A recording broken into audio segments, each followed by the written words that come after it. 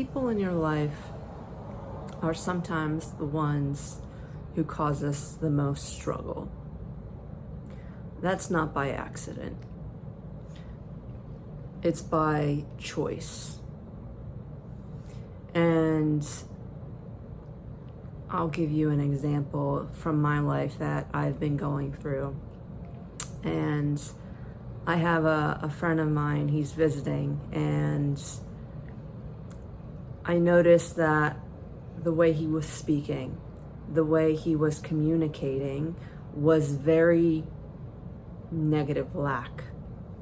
And if you know anything about how you speak, what you focus on, you bring in, you see more evidence of.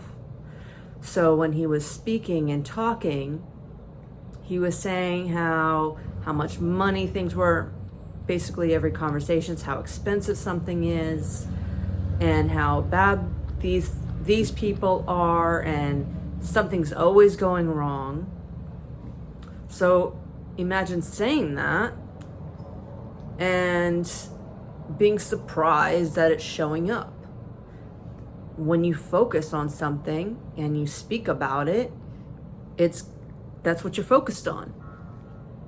So when you're focusing on something that's positive and uplifting, you're going to get more of that uplifting energy and experiences. I noticed the more I spent with him, it was affecting my energy. It was affecting the way I was living my life, the way I was creating my business. And I realized that because every time I was around him, my energy was almost leaning in. Like, I'm a supportive friend. I'm going to be here for you. And so, surprise, surprise, I started having things not be as in the flow. I started to have more of the lack mentality. And I also, like, he would say, hey, do you want to meet for lunch or coffee or share dinner? And I realized I didn't want to. I didn't want to spend time with someone who is constantly complaining about how the world's going wrong, how much everything is so expensive, yet still spending money on stupid stuff that's not smart. So I made a decision that I do very well when I'm in my own space. I feel more centered, more aligned. And I said, I'm going to need to spend some time by myself and recalibrate where I am off, because I'm pretty intuitive when it comes to where things are. So when you're not listening to your intuition, when you're still doing things you don't want, you can't be surprised when you're not happy.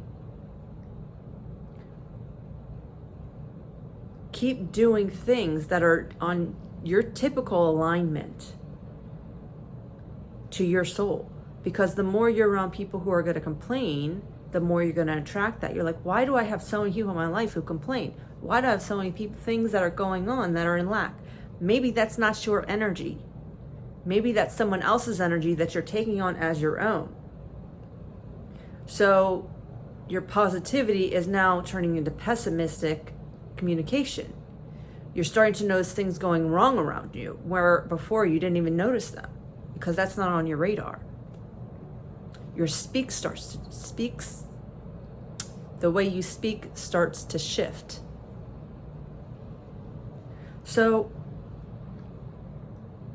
when you're with certain people, are you really supporting them? Or are you actually not helping them because you're noticing the negative shifts in your life? You have to start living from your truth so that you can be in alignment with your soul. When you're living through other people's experiences and you're taking on their experiences, they're not able to understand their journey. They need those lessons.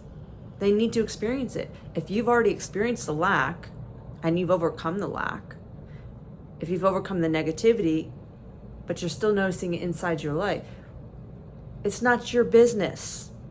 It's not your story. It's not your beliefs. Don't take on someone else's beliefs and patterns as your own, because that's not going to bring you joy. That's not going to bring you happiness. Some people need to be in that energy.